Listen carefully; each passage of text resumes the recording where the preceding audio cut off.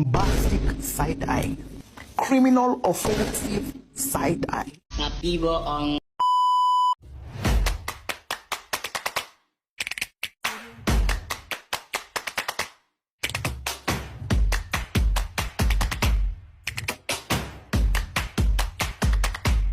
Warahmatullahi wabarakatuh. Perkenalkan, nama saya Deni Saikasa Fitri. Saya dari Program Pendidikan Sejarah Angkatan 2020. Di sini saya akan mereview buku yang berjudul Mencapai Indonesia Merdeka.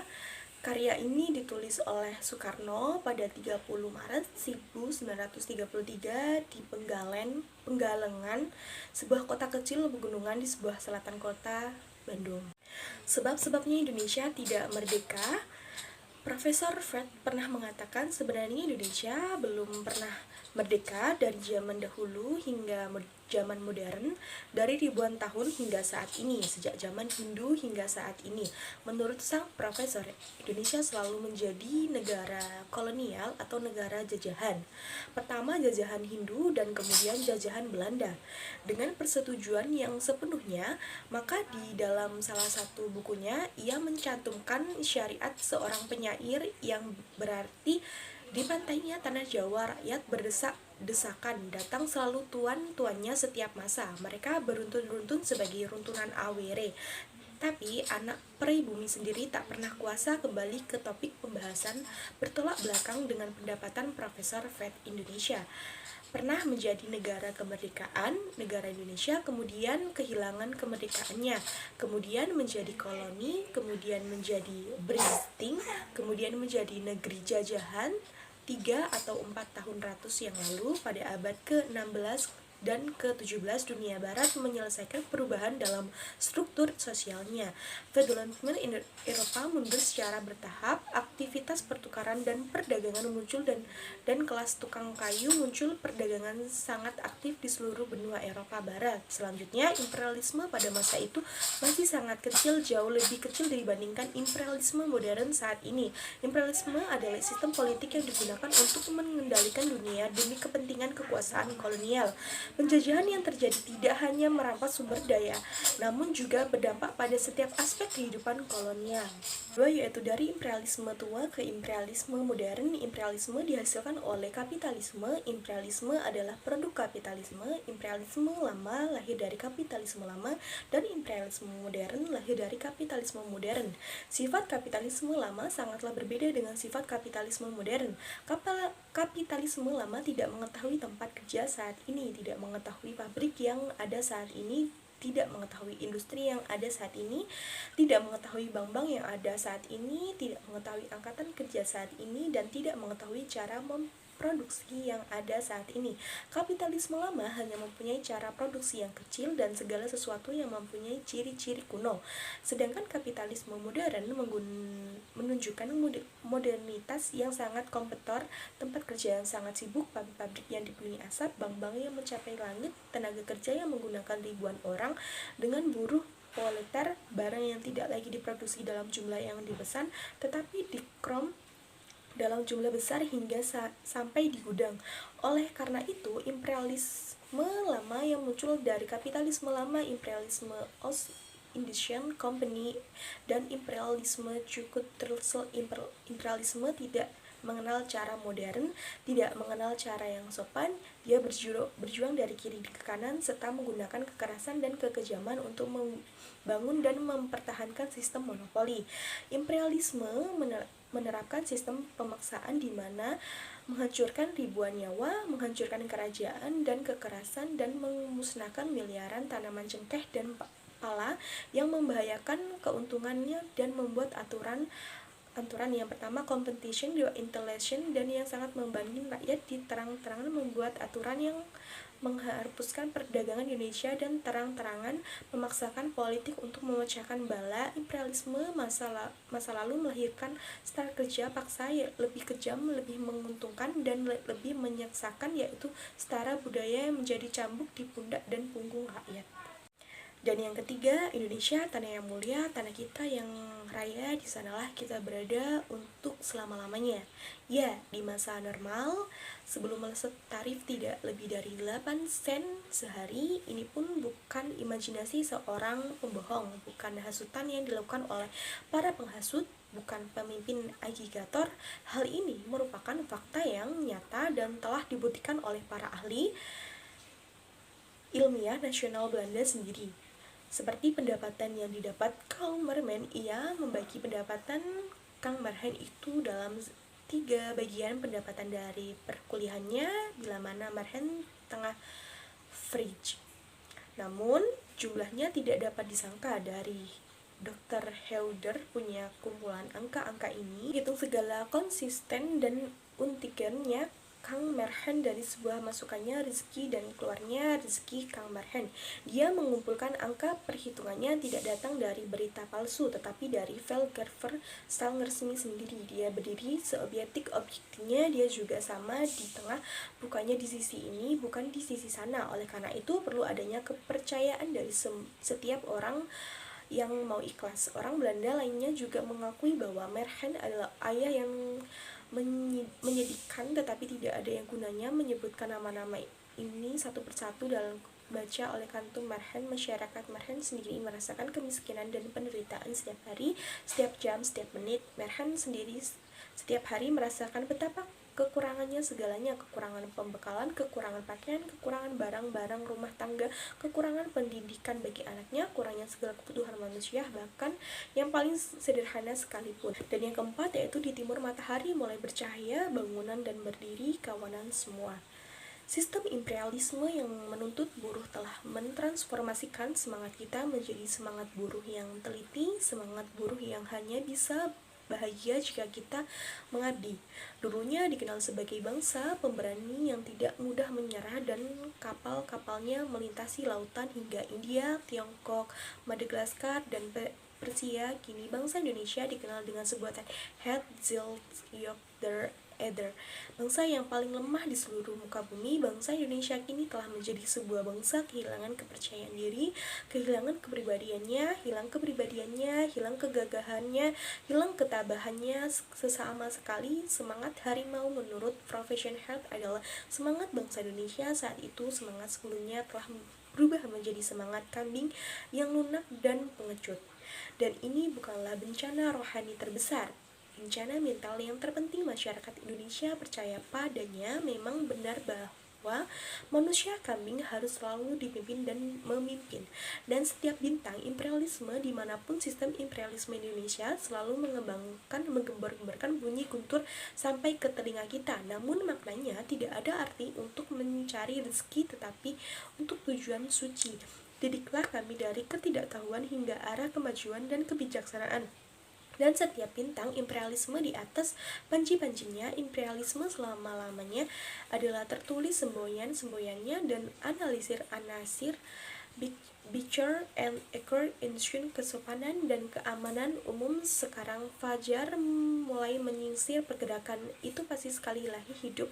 Biar hidup, tidak peduli beberapa efektif atau bahkan jika tidak dihalangi oleh musuh. Selama nasib kita masih nasib yang sengsara, penggerakan tidak bergantung pada kehadiran pemimpin dan bukan diciptakan pemimpin. Pergerakan adalah bikinan nasib kita yang sengsara. Dia pada hakikatnya usaha masyarakat yang merawat dirinya sendiri. Dengan kebewusan dan keistifan yang dimiliki itu, maka pergerakan kita lalu berarti mempercepat jalannya proses natur. Suatu pergerakan yang memikul natur, yang terpikul natur, ia bisa sebentar dirubah, ia bisa sebentar dibubarkan, ia sebentar seolah dihancurkan, tetapi seban-seban kali ini akan berdiri sendiri dan maju terus ke arah maksudnya. Ia sekali lagi seperti binasa sama kali karena terhantam dengan segala kekuasaan duniawi yang musuh punya, tetapi dari muncul. Oleh karena itu kaum Marhen besarkan hatimu, besarkanlah ketetapan tekadmu, besarkanlah kepercayaanmu, akan tercapailah kamu mempunyai cita-cita bukan hanya untuk kepribadian saja. Kalau saja mengatakan fajar telah insing. Yama yaitu gunanya ada partai, kita bergerak karena kesengsaraan kita bergerak karena ingin hidup yang lebih layak dan sempurna. Kita bergerak tidak karena ideal sahaja, kita bergerak karena ingin cukup makanan, ingin cukup pakaian, ingin cukup tanah, ingin cukup perumahan, ingin cukup pendidikan, ingin cukup minum, seni, dan kultur pendek. Kata kita pergerakan karena ingin memperbaiki nasib di dalam segala bagian-bagian cabang-cabangnya. Perbaikan nasib ini hanyalah bisa datang 100% bila mana masyarakat sudah tidak ada kapitalisme dan imperialisme. Oleh karena itu, maka pergerakan kita janganlah pergerakan yang kecil-kecilan. Pergerakan kita itu haruslah pada kehakikatnya sesuai pergerakan yang ingin merubah sama sekali sifatnya masyarakat, suatu pergerakan yang ingin menjebol kesakitan masyarakat sampai keseluruhannya dan akar-akarnya, suatu pergerakan yang sama sekali ingin menggugurkan sel-sel imperialisme dan kapitalisme. Pergerakan kita janganlah hanya suatu pergerakan yang ingin direndahkan pajak, jangan hanya ingin tambahnya upah, janganlah hanya ingin perbaikan kecil yang bisa mencapai hari sekarang, tetapi ia harus menuju kembali sesuatu transformasi yang menjungkir balikan sesama sekali sifat masyarakat itu dari sifat imperialisme kapitalisme menjadi sifat yang sama rasa, sama rata, partai yang mencerdaskan rakyat, disorientasi dan deritasme adakan pesta pimpinan rakyat dalam perjalanan menuju kemenangan. Warga sipil mengolah energi mereka sendiri, masyarakat awam menjadi pionir dalam perjuangan sehari-hari, dapat pergerakan menuju tujuan dan cita-cita lebih baik dibandingkan orang biasa. Partailah yang memegang obor, partailah yang memimpin, partailah yang memimpin itu menerangi jalan yang gelap yang dipenuhi ranjau dan jadilah jalan yang terang. Partai yang memimpin massa dalam perjuangan untuk mengalahkan dan musuh itu adalah komando partai, bukan komando massa. Partai harus mendukung gerakan massa dan memberi kesadaran, memberi pada aktivitas. Oleh karena itu, partai itu sendiri harus lebih dahulu menjadi partai yang kuat dan berkuasa. Partai yang sadar dan radikal hanya partai yang mempunyai kesadaran, dan kesadaran kaum radikal tidak mempunyai massa menjadi bodoh. Tersadar dan menjadi radikal hanya orang-orang seperti itulah yang bisa menjadi pionir sejati gerakan massa, pimpin massa menuju kemenangan dan cepat dan keunggulan. Hanya partai seperti itu yang bisa memicu aksi massa. Operasi skala besar mungkin akan segera diikuti dengan penundaan stelsel menjadi sebuah perlawanan, tetapi partai manakah yang bisa menjadi garda terdepan aksi partai kita? Partai yang kehendakannya selaras dengan kehendakan marhen, partai yang segala sesuatunya segala dengan kehendakan alam, partai yang mengusung alam dan ditopang oleh alam. Hanya partai seperti itu yang bisa menjadi panglima aksi massa kita, bukan kaum berjuis, bukan partai akskat, bukan partai marhen yang reformistis, bukanlah partai radikal yang hanya amuk-amuk saja. Seorang pemimpin buruh berkata, partai tidak boleh ketinggalan dari massa. Massa selalu radikal dan massa selalu radikal. Partai juga harus radikal. Namun partai tidak boleh berpikir bahwa melalui anarkosindikalisme partai akan menjadi pemimpin massa. Partai harus berjuang di dua front, melawan arah reformasi dan melawan arah antarsindikalis. Yang keenam yaitu Indonesia merdeka, suatu jembatan. Maksud pergerakan kita haruslah suatu masyarakat yang adil dan sempurna, yang tidak ada tindasan dan hisapan, yang tidak ada kapitalisme dan imperialisme. Syarat untuk menggulingkan sistem kapitalisme imperialisme, syarat pertama kita harus mandiri agar kita bebas mengguling dan sistem kapitalisme dan imperialisme. Kita harus bebas, maka kita akan bebas membangun masyarakat baru yang tidak ada kapitalisme dan imperialisme. Selama kita belum merdeka, kita belum leluasa menggerakkan tubuh dengan bebas. Kita punya tubuh, kita punya tangan, kita masih punya kaki. Selama kita masih tertahan oleh segalanya karena ada gerakan yang tidak bisa berjalan semulus mungkin selama itu. Jadi kita tidak bisa menyerang sistem kapitalisme dan imperialisme dengan seluruh kekuatan kita. Sampai saat itu kapitalisme dan imperialisme akan terus dan sebagai raksasa Mahasakti yang naik tahta penumpangan kehidupan Indonesia tidak bisa dicopot dari tahtanya kecuali dengan kematian. Hanya karena yang tidak bebaslah yang merupakan orang-orang yang nyata tidak mandiri, tak satu pun dari tindakannya yang independen. Semua kehendakannya, segala pemikirannya, dan seluruh ruh serta kehidupannya tidak merdeka. Mau tidak ada ranjau atau tidak ada jurang. Oleh karena itu, maka kemerdekaan adalah syarat yang maha penting untuk menghilangkan kapitalisme dari imperialisme, syarat yang penting untuk mendirikan masyarakat yang sempurna. Dan yang ketujuh yaitu sana mau ke sana, sini mau ke sini. Untuk bisa mencapai Indonesia merdeka, kita harus mengetahui hakikatnya kedudukan antara imperialisme dan kita hakikat kedudukan antara sana dan sini. Hakikat kedudukan sana sini itulah nanti yang menentukan asas-asas perjuangan kita, asas-asas spek perjuangan kita, asas-asas strategi kita, asas-asas taktik kita. Hakikat kedudukan itulah yang nanti harus menentukan holding kita terhadap para kaum sana sini adanya.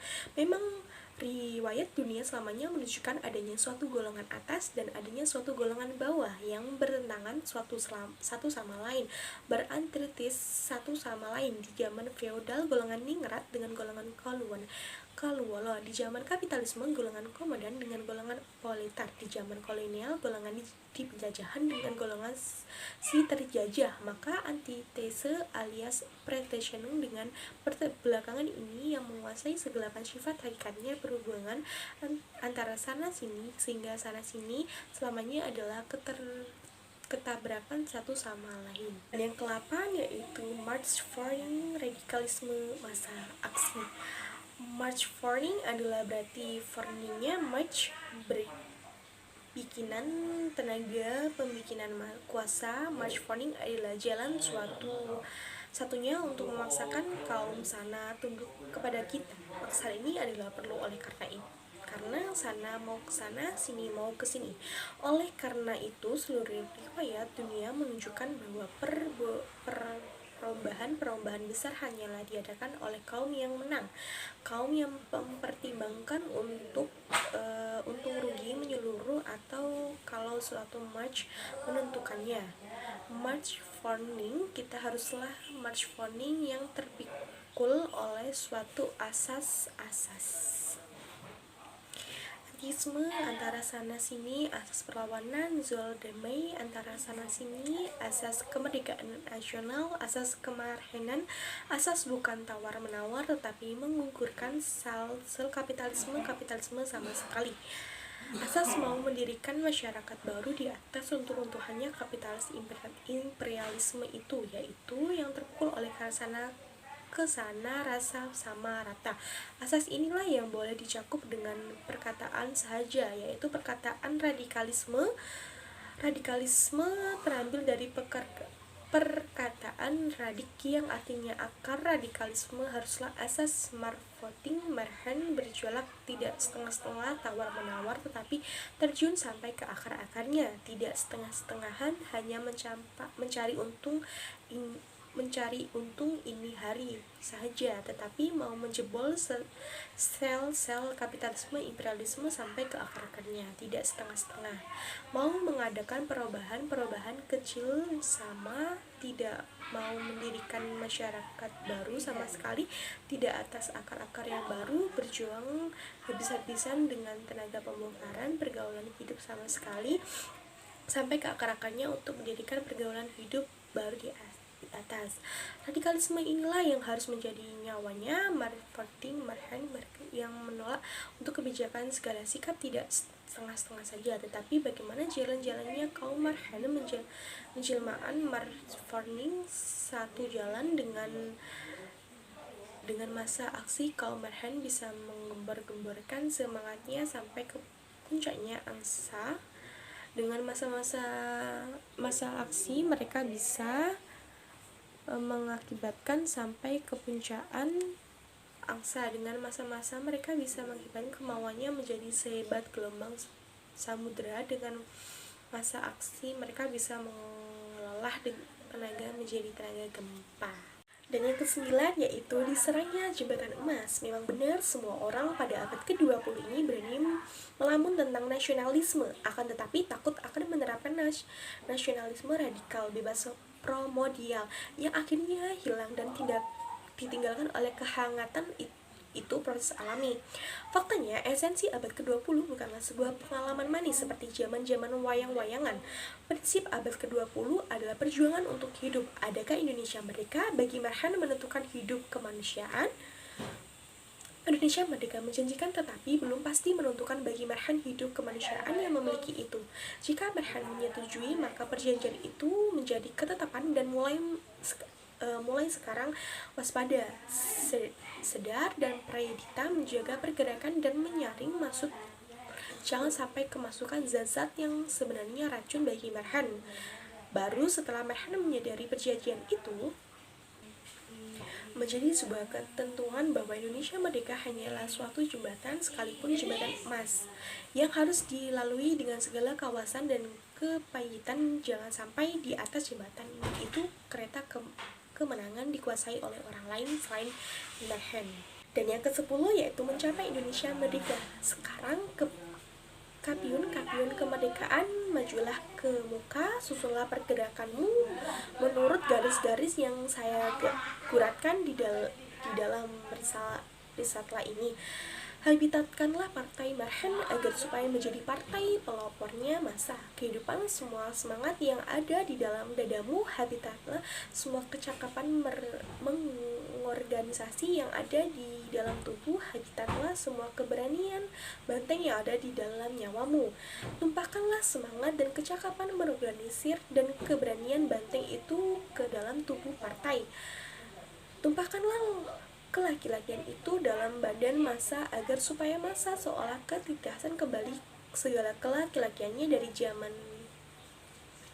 ketidakkala ketitisan pun oleh kelaki-lakian baru daripada modernisasi masa aksi. Kaum kapiun pena, gerakanlah penamu setajam udung jeparinya ramah. Kaum kapium organisasi, susunlah berbantengan harapan rakyat menjadi banteng yang menahan gempa. Kaum kapiunnya menimba dengutkan suatu benteng hingga menggerakkan udara. Tumpahkanlah segenap jiwa ragamu ke dalam partainya massa. Tumpahkanlah segenap jasmani rohanimu ke dalam pergoyangan massa. Tumpahkanlah segenap nyawamu menjadi api kesadaran dan api kemauan massa. Hiduplah masa aksi dan mencapai Indonesia merdeka. Sekian tugas review dari saya. Kurang lebihnya mohon maaf apabila terdapat pengucapan yang keliru atau kurang jelas. Sekian, terima kasih.